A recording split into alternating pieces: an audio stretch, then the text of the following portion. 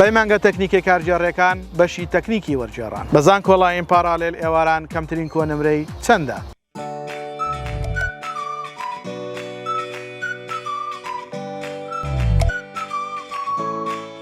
سڵاوتان لێبێ و ئەم کاتتان باش. من سروود خورشید فەرمانبەر لە سەرۆکاتی زانکۆی پۆلیتەکنیکی هەولێر ئەندامی لیژنەی ڕاوێژکاری بۆ پڕکردنەوەی فۆرمی زانکۆڵاین لە کەناڵی ئاسوی زانکۆ لە خزمەتی ئێوەی خۆشەویستین بۆ ئەوەی باسی تەکنیکی وەرگێڕان بکەین لە پەیمانگە کارژێڕیەکان بۆ ئەوەی بزانین لەکوێ هەیە و کۆنمرەی چەندە و بە چەند وەرگیراوە بە زانکۆڵاین و پارالێل و ئێواران بۆ ساڵی خوێندنی 2021-2022 تاوەکو لە کاتی پڕکردنەوەی فۆرمدا واتە فۆرمی زانکۆڵاین بتوان وەکو بەرچاوڕوونی و زانیاریەک بەکاری بێنن و هەروەها ڕێزبەندێکەکان پوخوتتر و ڕێکتر بکەن. ئێوەش بۆ ئەوەی زانیاریەکانی ئەم ڤیددیۆیە وەربگرن تا کۆتایی بینەرمان.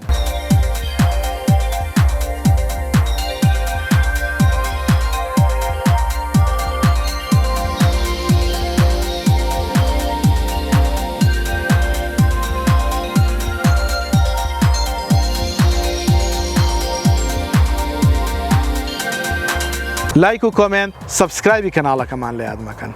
هەروە کەناڵەکەمان بۆ هاوڕێکانتان شێر بکەن تا ئەوکو ئەوانیش سوودی لێ ببینن. لە ئینستاگرامیش بە هەمان ناو و ناونیشان.